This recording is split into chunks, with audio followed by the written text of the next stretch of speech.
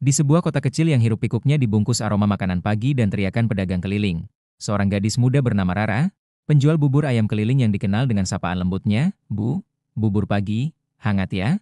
mendorong gerobaknya sambil tersenyum, menyapa warga satu persatu dengan ramah dan penuh kesabaran. Membuat siapapun mengira bahwa ia hanyalah gadis biasa yang hidup sederhana di tengah kerasnya kota.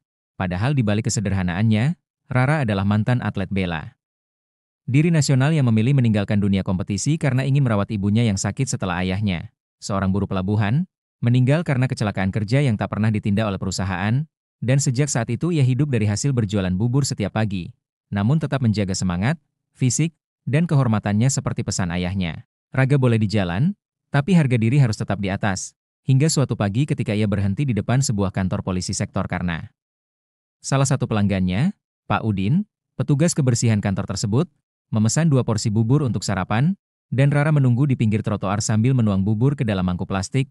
Tiba-tiba muncul seorang pria berseragam, Bribtu Aditya, seorang oknum polisi yang dikenal arogan dan sering memarahi warga tanpa sebab. Menghampirinya dengan langkah cepat dan nada tinggi, menuduhnya menghalangi jalan dan membuat trotoar kotor. Lalu tanpa menunggu penjelasan langsung menendang kaki gerobaknya hingga wadah sambal tumpah dan mangkuk-mangkuk berjatuhan ke aspal. Sementara Rara hanya menatap dalam diam, menahan emosi, dan mencoba berkata sopan bahwa ia hanya memenuhi pesanan dari orang dalam kantor tersebut. Tetapi Bribtu Aditya malah memaki, mengatakan perempuan seperti dia tidak pantas berada dekat lingkungan aparat, menyuruhnya angkat kaki sambil menunjuk-nunjuk wajahnya. Bahkan sempat menyentuh lengan Rara dengan kasar sambil berkata, "Pergi sebelum saya tahan kamu." Dan itulah momen ketika semua kesabaran Rara habis, bukan karena fisiknya yang dilukai, tapi karena harga dirinya diinjak-injak oleh orang yang seharusnya melindungi warga.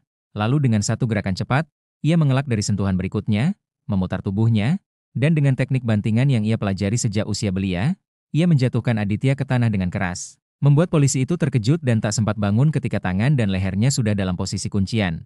Sementara warga sekitar yang menyaksikan mulai bersorak dan mengabadikan kejadian itu dengan ponsel mereka, menciptakan momen viral dalam hitungan jam berjudul, "Penjual bubur lawan polisi arogan", yang menyebar luas di media sosial, mengundang simpati dan kekaguman publik karena untuk pertama kalinya seorang perempuan biasa, yang dikira tak berdaya, berani melawan aparat yang menyalahgunakan kekuasaan. Kasus ini segera mendapat sorotan publik dan media, mendorong institusi Polri melakukan penyelidikan internal yang membuka catatan panjang pelanggaran etik oleh Aditya, termasuk intimidasi warga kecil, pungli terhadap pedagang, dan laporan kekerasan verbal terhadap rekan kerjanya sendiri, yang selama ini selalu ditutup karena tak ada bukti. Namun kini tidak bisa lagi dibantah setelah video Rara menyebar kemana-mana. Membuat Aditya akhirnya disidangkan oleh Dewan Etik dan diberhentikan tidak dengan hormat.